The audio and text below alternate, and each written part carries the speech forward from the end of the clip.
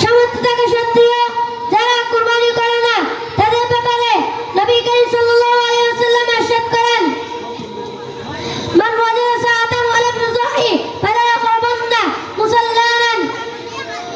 যে ব্যক্তি সামর্থ্য থাকা সত্ত্বেও কুরবানি করে না তারা যেন আমাদের ঈদগাহের কাছেও না আসে। প্রিয় উপস্থিতি, উল্লেখিত কোরআন ও হাদিস সমূহ পর্যালোচনায় প্রমাণিত হয় যে কুরবানি অত্যন্ত গুরুত্বপূর্ণ একটি ইবাদত ও বড় সওয়াবের কাজ,